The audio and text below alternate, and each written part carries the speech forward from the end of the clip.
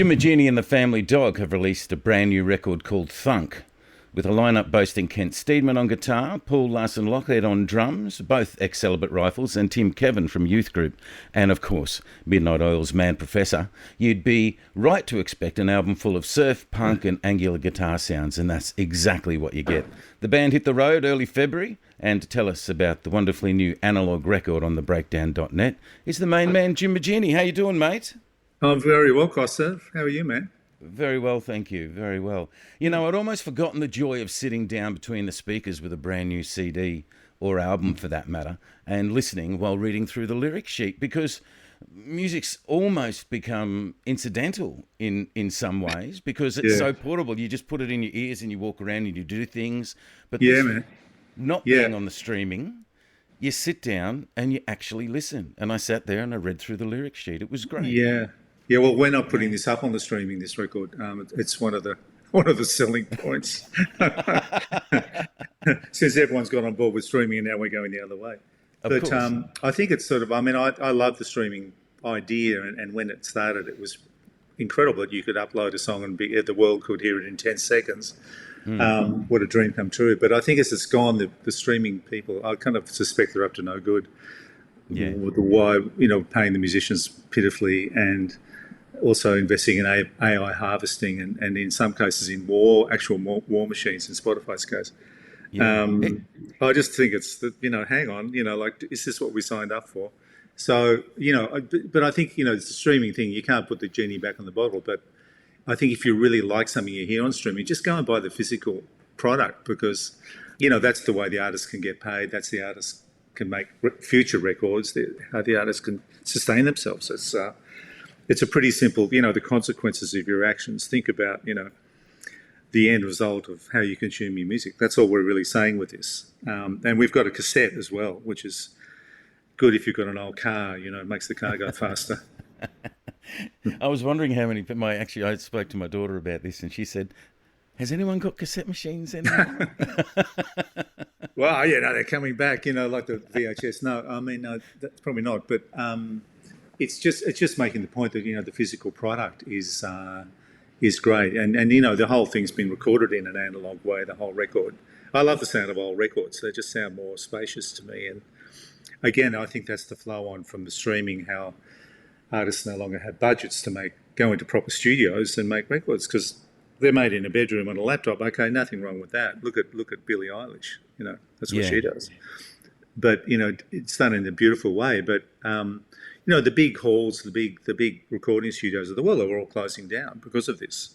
Because there's no budgets anymore to make records. You're basically giving your record to the record label for free if you want to get them to put it out. So that's unlike the old days. I know. I don't want to talk about what it was so much better in the past, but it kind of was in that sense, because, I mean, you could use real microphones, fantastic engineers.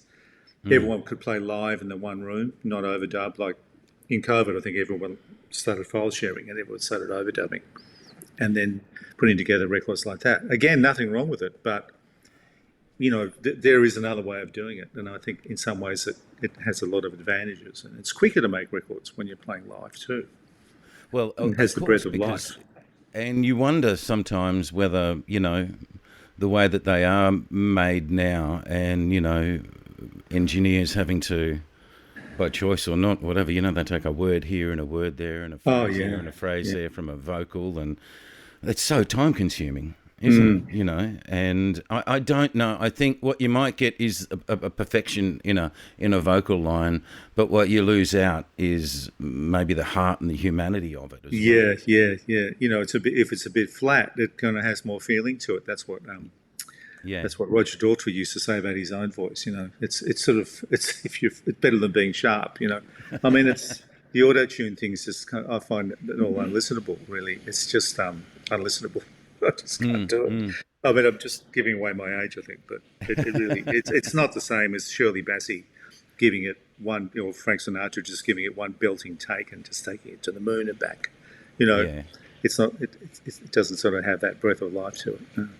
So when you guys went into the studio, which is your studio, Oceanic, is that right? Yeah, I've got a studio in Sydney. Yeah, it's an old Neve board, and a couple of old Nice. tape machines that I sort of managed to sort of rescue from a skip bin. You know, we record live and we recorded in. It's nice. It's a nice drum room. It's got a bit of outboard gear and wooden, just wooden floor, and it's a good little room. It's not very big, but actually the Oils sort of made a lot of their last record there as well. Oh, okay. I've had people like Chisel in and various. Yeah. And a lot of jazz sort of stuff comes through. It's got a nice piano. So, but it's a lovely place to hang out, like a clubhouse, really. Yeah. So the dog went in there for a while and we jammed a bit, and that's how the record sort of came into being. So was that it? Was it a lot of jamming? How much was like pre-written? Lots of jamming. No, it was about 2 days of jamming, and then it took 4 years to actually construct the record with the jams, because I wanted to sort of capture that sort of live essence of playing together and that glue you have when people are all in the same room. And it's all, you couldn't separate it if you wanted it to. The opposite of how I think records are made now. So contrarian me would, always want to go the other way. It's a great little band, and we've done a lot of stuff. It's just a really special chemistry. It really sort of flies off the handle. Paul's got like such a great beat. It's just like, can get a pub moving.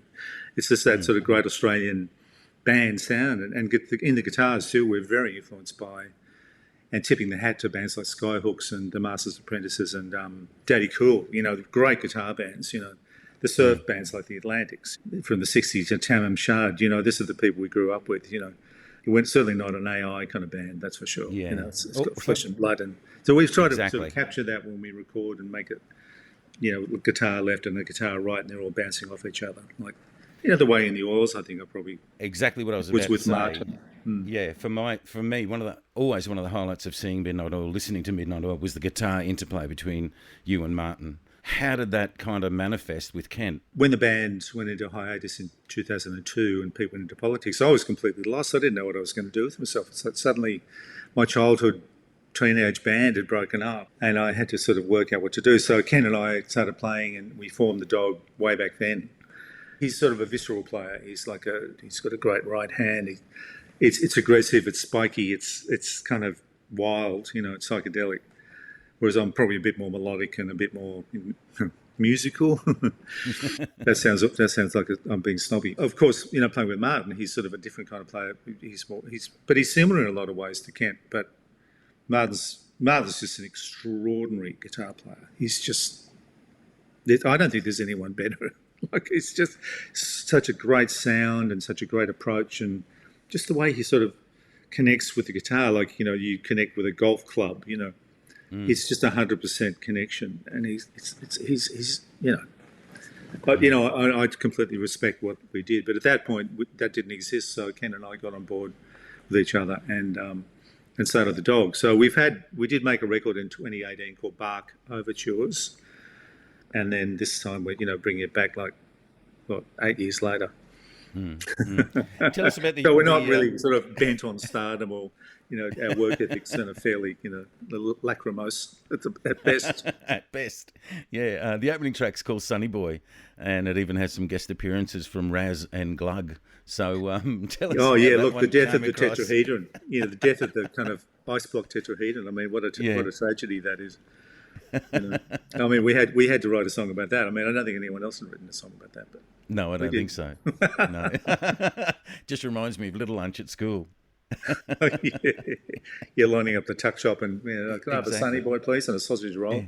There's a couple of tracks where I could easily hear Peter Garrett singing the words. Do you sometimes hear his voice? Yeah, while yeah. you're writing lyrics? Yeah, I do. I mean, I think on this record, I think there's sort of real echoes of Midnight Oil's first album, which I only figured out after we put it all together, that there's a very live in the studio quality to it. Again, that first record, we were all in the same room at Albert's, actually, where AC/DC made their records. In fact, I had my amp in the same place that Malcolm would have his amp, facing the wall.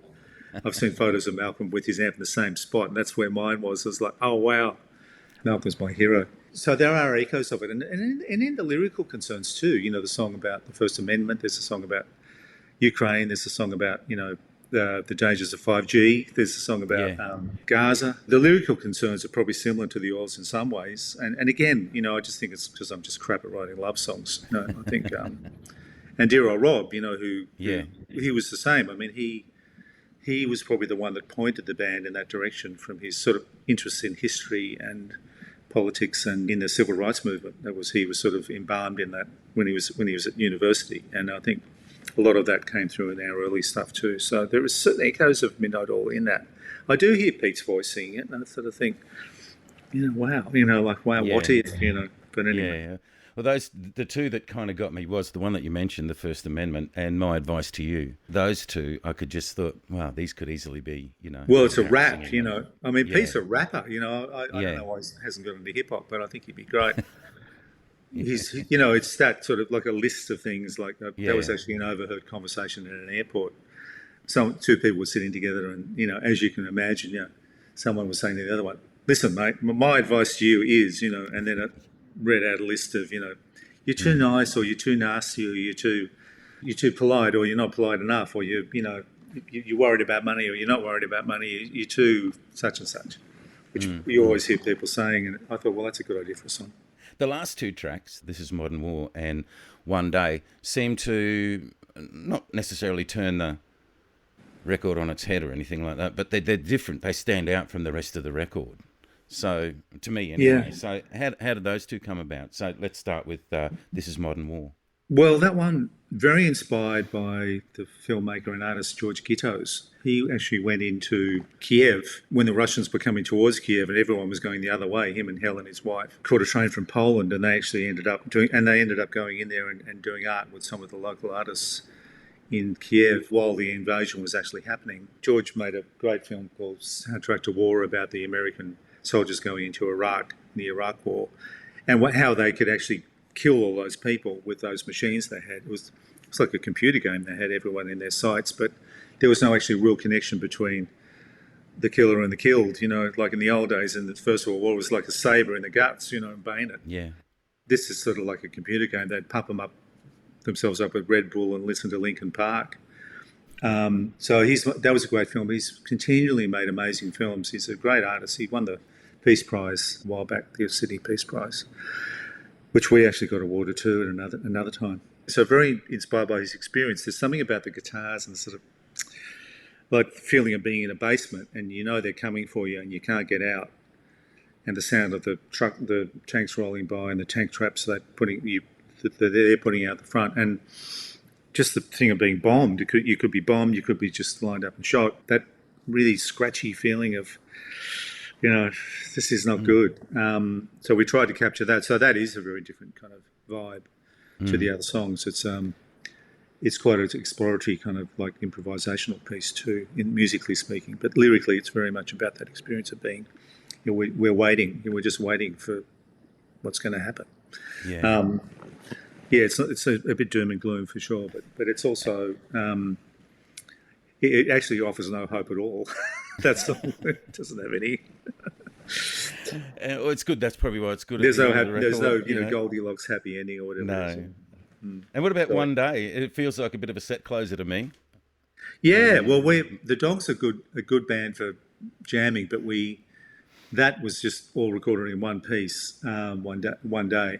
And it's instrumental, and I like our instrumentals. Not that I don't like our vocals, but I think our instrumentals say a lot without someone saying anything. They go through all these different movements, and it's like something you might hear on a Sonic Youth record or something. That track, it's certainly got that guitar thing I was talking about earlier. That sort of twanging. It starts very quietly and gently, and then just moves through a whole lot of different changes into sort of the end where it's kind of flat out, and there's a piano, a big grand piano just going bang, and these big chords, like Barbara O'Reilly kind of stuff, The Who, that kind of sound. And we love our instrumentals, so that's when we play the gigs. That's really what it's going to be. There's going to be a lot of that kind of playing, but the songs we're playing, we're still working at the set list. There might be some rifle stuff, a bit of oil stuff, some from our albums. And we love doing covers. I mean, last time we did 25 or 6 to 4, by Chicago. Oh. Okay. I don't know what we're going to do this time. How did that come up? Oh, it's a great song. It's got a great horn song. line. Yeah. It's a great riff. It's one of the great crunching riffs of all time. The lyrics are kind of like, I think it's about someone being really out of it or having a drug experience. Waiting for something to say or something. It sounds like someone who's having a bad trip. Yeah. So it's actually a drug song with a great riff, which suits us right down to the ground, even though it's by Chicago. It's not like the ballad Chicago, more like the No, early. exactly. Yeah, they did have some great stuff. Great players too. Oh God, the Yeah. horns as well. Oh my God, they're just incredible. And we were all sort of music fans, of course. You and Yeah. me, and it's just part of what gets us out of bed in the morning, I think. Oh, exactly. I mean, and like bands like the Doobie Brothers as well. You just sit there and you can, even though it was FM radio fodder kind of thing, just great Yeah, playing and great to yeah. listen to. Oh yeah, no, Yeah. that stuff's just I'm always constantly reassessing bands and going back and going, why did I sort of judge this band so harshly? Maybe I should go back and actually go and listen to them again. And I'm always found that even bands like Steely Dan, which I was never much of a fan, but I've gone back and listened to them again. Oh my God, it's so detailed and so rigorously constructed. It's like, I'm really obsessed with the way that things are made. That's why Yeah. when this record, we actually, spent 2 days recording to get the breath of life and the kind of hairiness of it. And then 4 years of editing it into some sort of song form. So it actually was sort of listenable rather than sort of noodling jams going forever and ever. But to actually get that interconnected tissue of musicians playing together in a room was the whole aim, but it just took a long time to actually sort it out, but this is the joys of editing with digital, but even though we ended up going back onto analog and recorded on analog in the beginning, so we used the digital just for the control. Yeah. So, well, it is much easier, isn't it? You get to go home early. It's all about the message, not the medium anyway. We all know that. Yeah. Digital formats come and go and all those things come and go. So basically you had 20 takes of each song or 10 or 5 takes of each song or something like that on analog, put them on into a digital format and then edited them there? Yeah, that's right. Yeah, so Yeah. usually we go into some sort of thing for about 20 minutes and then we just stop and do another one. So a lot of them you'd get moments where it was just amazing, and you just say, well, that's a good verse, or that's a good chorus, or that could be a bridge, or that could be like just a solo section or a breakdown. And you kind of, I think that's part of being a songwriter. You realise when it's on the way to something, it's probably a bridge, but if it's kind of on a groove, it's probably a verse, and if it's sort of explosive and joyous, it's probably a chorus. And then we sort of construct like that. And sometimes we'd actually sort of Frankenstein pieces from the next day back into the first day, just because, that'll go well together. So there was it was like editing a film, really. I was going to say, no wonder it took you 4 years to put it back together. Well, we didn't do it every day, Costa. Yeah. We weren't like Robbie Robertson and Martin Scorsese doing The Last Waltz, it was a great process, and it's a good, because it has that breath of life. I think it was easy to construct. You're on the breakdown. I'm talking to Jim Moginie from Jim Moginie and the Family Dog. The album is called Thunk. The band are hitting the road Saturday the 7th of February, Coaldale RSL, 12th of Feb at the Brightside in Brisbane, Imperial Hotel on the 13th of February. That's in Umundi. The Coolangatta Hotel, Saturday the 14th. The 19th of Feb at the Basso in Canberra. The Marrickville Bolo, the 20th of Feb. 21st of Feb at the Avalon RSL, Theatre Royal in Castlemaine in Victoria on the 12th of March. And the Brunswick Ballroom on the 13th. And you're hitting Hobart as well on the 14th of March. Good luck, Hobart, because they don't get too many shows. Well, it's, for bands like us, it's kind of a bit of a financial sort of thing to get there. But, it'll be great getting out there and playing this stuff. I mean, I'm just looking forward to the joy of playing music live. I think, especially after what happened with Rob. I mean, he loved this record, and, he's sort of saying it was playing to my strengths, really. It's more of a rock thing than the last record I did was a sort of an atmospheric guitar record or a piano ballad record. I'm just doing different records all the time. But he was saying, no, this is where you should be, Jim. Yeah. So I think it's that song 100 Years or More from his last EP that we put together. It says it all to me, how he saw the world and how he kind of may you live to be 100 years or more, which is like his wish for everybody. He knew his days were numbered, but the message from that song for me is get out there and do what you need to do now, because none of us are getting any younger. If you want to do something, let's do it now. Just don't dilly-dally. So I think that's his message, and that's why I feel reasonably good about going out now even though, we're heavily grieving him, and it's just been a very, very difficult week. A big lead up to it too, like for 3 years we knew, but whereas now, of course, when it happens, it doesn't make it any easier. Doesn't you make know it it's any going to easier. happen. It's the most brutal thing in the world, but we're just doing our best really in this situation, and hoping a few people will rock up to the gig and be part of the celebration of him. Really, I think, if we can call it that. Yeah, he leaves a wonderful legacy. Rob was a very but an special enormous man. hole as well. Yeah, I mean, all the socials were going poet, drummer, activist, and he got the Order of Australia too on Monday. Yeah, which was fantastic. Wonderful, and well deserved. But he was also a botanist and a bird watcher, and he was an incredible man. From he had his harbour master's license, so he could navigate a ship with a sextant, like James Cook. He spoke fluent French. When we went to France, he'd always talk to the audience in French. He was a real Renaissance man for sure. So we want to go out there and honour him for sure with what we're going to do. Yeah, he.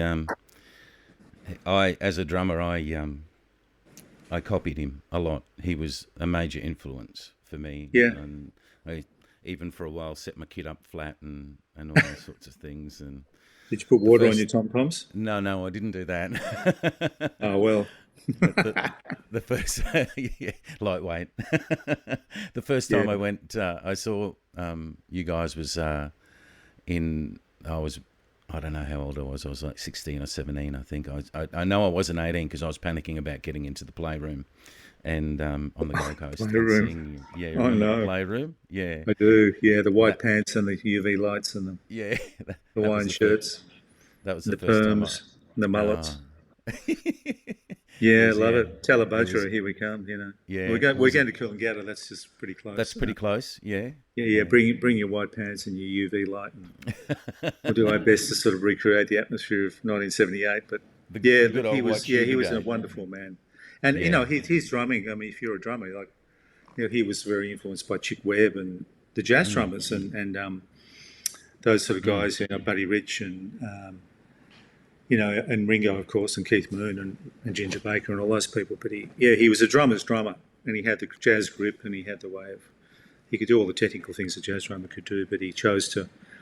He loved the showmanship of someone like Chick Webb, who was also kind of very visual on stage, and of Keith Moon too. I think that was fed into his sort of persona. But also an amazing songwriter and someone I'm just going to miss so much. Someone that I could always call and go, what do you reckon about this song? And he'd go, oh, yeah, it just needs such and such. And he could do the same with me. And we definitely sort of grew up together. And, when we were 14, we met, and I think it was 14. And that's how it all just started there. And then the whole thing with Pete and Martin and Gary, our manager, and the various bass players. It was quite a trip. Yeah. Quite a trip. Really beautiful trip. So so you're 14 years old. So you're in year 9 or 10 or something like that? Yeah. At school. Went to school together? No, we didn't. We went to different schools. There's a fellow that I funnily met. The last time I saw Rob was Thursday a couple of weeks ago, and on that very morning I was having a coffee with the fellow I went to school with, who introduced me to Rob, called John Royal, who was a flute player. Who we kicked out after a while because we didn't want a flute player in the band. It just became like me and Rob and Bear, this bass player friend of ours. First bass player, yeah. And then from there, it just we just added and added, but it was like a real full circle thing, coming back to what it was in the beginning, when the last 3 years when we knew Rob was on his way out, and our band, it all sort of stopped in 2022, but it was this other thing that everything fell away, and we were back to me and Rob again. This time it was Hamish, it wasn't Bear. We had Hamish Stewart playing drums, because Rob just wanted to play guitar, and he felt he couldn't play the drums the way he wanted to anyway, which he was quite happy with, and he's a great guitar player and great singer. But his vocals were a huge part of the Oils. I mean, the backing vocals, and songs like Kosciuszko and General's Talk, of course, which he actually sang. Yeah. So it was back like a full circle moment, like almost a symmetrical journey in a sense, for me anyway, and coming back to it at the end was the most wonderful gift. It was a real gift. And even knowing that he was going, it was such a gift to then, okay, we're going to make all these records and do all this music. And Well, you wanted for to as long as spend we as much can. time, I guess, with him as you could. Yeah, Yeah. I And he with you wasn't banging on guys. his door every morning. I didn't want to, Yeah. because he had a lot of treatment. But yeah, Mm. he's just a beautiful man. I don't think I'll ever get over it. But No. you got to just keep on rocking or something. I watched Goat Island the other day and see him in the sleeveless pink overalls and, and the whole band. And that was a spectacular show, And, Yeah, there were things, and I've got to thank, the Jays and, the ABC there were so many things that we did then that was captured by the ABC crew. Keith Walker, the engineer, and Mark Fitzgerald, I think, was the director on that. There was, if the ABC hadn't been doing that, we wouldn't have had a Capitol Theatre show. We wouldn't have had Wanda Beach show. We wouldn't have had, Goat Island. And there's various other things we did in the 90s as well that they did at Forbes Street in that studio there that we recorded. And our first live to the air wireless, I think live at the wireless in 1977, that was all Triple J. That was all Double J as it was then. Double J back without, then, yeah. Without that, we wouldn't have had. So more power to those guys that just keep recording the new bands because you never know, What was great about Triple J, so, Keith Walker really believed in us. He was the resident engineer and, he got us in there for that first broadcast. And then from then, we realised that, oh, wow, we can do this and we can record live. It sounds pretty good, and the first time we could really hear ourselves playing the way we actually played naturally live. So, yeah, it was a great time, and the Jays are just, when you think about what their contribution to Australian culture is, and all the other concerts they recorded, In Excess and everybody, Cultures, all Angels, all of it, there's so many great, archival footage of those bands at their peak because of what they did. So because the Capitol Theatre show, what was that, 82, wasn't it, I think? Yeah. The Capitol Theatre show. That was a monster of a show. That was insane. It was. Yeah, we were kind of playing pretty well. Had 10 to 1 come out at that stage? Yeah, we just finished it. We came Just back finished and it? we did a couple of warm-up shows of that, but we hadn't. That was a record that was made in England and in the studio, so quite confected in the studio in terms of the way it was constructed. But we could really play it well live for some reason. One of those ones that could translate. So as soon as we got back to Australia and went on the road and did that show at the Capitol, we realised that those songs had this sort of dynamite kind of content that could really just off the stage. It was really. That's when we started to hurl things at the audience. The music was just like great lumps of meat. Throwing them at the crowd, just this sort of giant. It was a beautiful feeling. Yeah, I mean that band was so special. The way it could not only just get on a groove, but it just had that more sort of. It could go off the rails any time. That feeling that was just going to career off into something else, and so it's a great team of people, a great team of songwriters. Everybody in that band, Pete, Martin, the different bass players that came along, and our manager Gary, who sort of really helped along the way. Helped sort of focus the whole thing. So great team, amazing, great team amazing, and thank you, mate. If I could take it down to a personal note, thanks very much, because Midnight Oil are the band that I have seen the most, probably 25, 26 times I managed to see them. I'll see you guys. And, every time you came to Brisbane or surrounds, I was lucky enough. Was it 2001, 2002 when you stopped the first hiatus? I think Jonesy rang me up and said, Costa, I've got you on the door at this show at Twin Towns. You have to go. I said, what's going on, Jonesy? She said, I can't tell you. You have to go. I said, okay. Not that I need a lot of convincing. If Jonesy says you go, you go. Jonesy says you got to go, you got to go.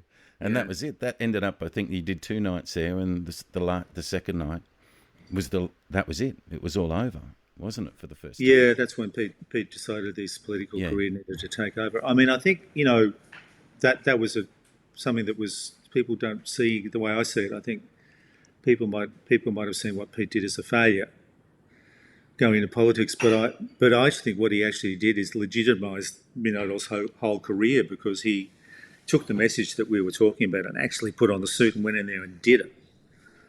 Not just railing on the outside like Billy Bragg said something really great in that film, The Hardest Line, which came out last year. But it takes a lot of balls to go and do that. People in rock bands talk a lot of shit most of the time, and but he actually, took that next step. So I think what he did was just amazing. So proud of him. And I of mean, it was course, bad and for us because we were unemployed for 15 years, but we all managed to do different things. And the dog, who obviously was part of that, that came out of the ashes of the Oz at that point. But yeah, little did we know we were going to get back together, and little did we know it'd be such a huge moment when the band came back together, because all our fans were kind of still there. Because the band, we'd all been playing together in different forms with the break, the surf band, then, the actual thing that we had was still intact, and the yeah, chemistry was all still there. We were all yeah, still playing, so we're lucky and lost Bonesy in 2020, but yeah, and now Rob, it's almost sort of like, wow, the end of an era, but, somehow it still keeps going on because of the songs and the sort of what we were talking about and how we, yeah, the sound of those records, and, the radio sort of, I think, just keeps playing them because there's something in them that, about the Australian experience, the sort of the dissonance of the sort of the way that, the First Nations people were treated, but then the great triumphs of the pastoralists and all of that, the farmers, and how we built a great country. It's that sort of great contradiction, which is Australia, which is that living contradiction. I think that was sort of the mother lode of what the Oars were sort of talking about. And in the current climate, the kind of world political climate, even at home here in Australia, the climate is just, those songs mean just as much as they did. Probably more so in some ways now, because we're actually staring fascism in the face. Yeah, I know, we certainly are. Yeah. I mean, I'm just scared there will be no midterm elections.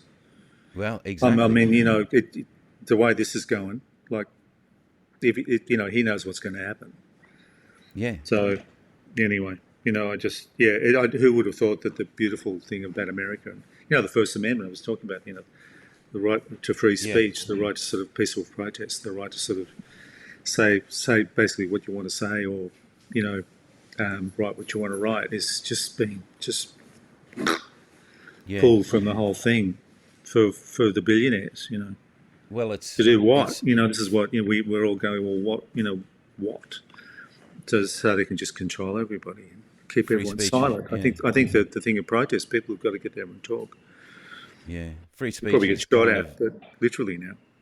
Free speech is okay with them as long as you agree with them, Yeah, it's that great song of Joe Strummer's, the right to free speech. You have the right to free speech as long as you don't actually try it. Yeah, exactly. You know your rights. It's that song's actually another one that's sort of in that canon. We were lumped in with those bands because of types of things we were saying about nuclearism and sort of in the 80s and impending war and everything. I think we're living in very, very dark times at the moment. Yeah, it's scary. But we've got some good music to get through it, hopefully. And well, music's a great healer, isn't it? Like, I think look at that new Springsteen song that came out yesterday, The Streets of Minneapolis. It's incredible. It's just sort of that's what we need. We need the sort of carnival barker. We need the kind of guy in the street corner calling it out. None of this sort of nonsense like "Don't believe your eyes," which is what Trump's saying. It's sort of like, these are the truth tellers. The whole idea of protest music, is it's something I've always loved. Is that you might have a song like that, or you might have a song like "Change Is Going to Come" by Sam Cooke, which is like a ballad. It doesn't sound like protest music. It's not strident, but it has this beauty about it. But it's still a protest song. Yeah. So it can come in all forms. It's something I've always been obsessed with. How things are made. Yeah, exactly. And what they say. You can get the message through the city walls if you kind of have good music and good riffs and good melodies, and that was sort of really important, that it wasn't just about the message. I think the music sort of gave it the sort of like license to sort of get in there, a bit. Yeah. I think that was sort of, we're always, loved our guitar bands, loved our riffs, loved our melodies and chord sequences and sort of, and that kind of a thing of playing in the pubs, it just gave it that kind of drive. Rob certainly was huge. Was all of that. It was a wonderful sort of thing to be part of, and and I think Thunk in its own way sort of carrying on the good work, because we're sort of, it's sort of in our DNA really, and Kent all from the Rifles, and Damo, of course, who was the funniest guy I've ever met. He's still alive in that too. When you hear those guitars and the way the beat is, and you can imagine Damo going over the top. Well, you can imagine Damo singing some of those songs as well. Yeah, well, yeah, I know. Yeah, I mean, in a as I way, mentioned before with Pete, you could hear demos because they are, kind of they're quite similar singers in some shape or form, aren't they? Peter oh, you mean and Kent Damo. and Damo? Yeah. Yeah, Oh, yeah. yeah, yeah, Oh, yeah. you mean Pete and Pete, Damo? Yeah. Pete and Yeah, they're Damo. kind of Yeah, more. They can do spoken word and mumble yeah. and go low. Mm, Pete had an amazing high range too. Like especially at the last tour, he could hit these amazing high notes. mm, Yeah, they're different kind of singers, but yeah, we're just continuing on the good work and yeah, yeah. just come and see us. We just want to sort of keep doing it and keep Keep playing doing it. live because it really is the healing force of the healing power of music. Is Yeah. to just make it live, turn up in the room and jump up and down and get sweaty and feel like you're part of something. I Well, think. it takes you away from everything else for an hour and a half or 2 hours as well. Yeah, You're yeah, completely focused on one thing. I was lucky enough yeah. to go and Music. see Nick Cave and the Bad Seeds the other day, and for 2.5 hours, in a big stadium, he had everyone in the palm of his hands, Yeah. and a great band, and you just Mm. walk away and you go, you know, a bit of extra life force, Well, it's a form of just pumped into transcendence, me. really. It's like Yeah, when you play music too, it's the same. But as a receiver of it, yeah, you're just off in another world for however long it takes to go through that, and mm, it's that's what it's all about in life. I think it's just stopping for a while and not being distracted by all of your phones and all of your rubbish and all of your dramas, and then suddenly you just sort of like a spirit floating around. I think that's the sort of a state that I want to be in constantly, but it's not always easy. But yeah, you're probably the same, Costa, when you listen to yeah. music and Well, that talk was about. how I mentioned right at the beginning of the interview. It was like to actually sit down with the CD because I haven't done it in so long, and look through the lyric sheet, the little lyric book, and just be in the moment. Yeah, you want to It dive made a deep.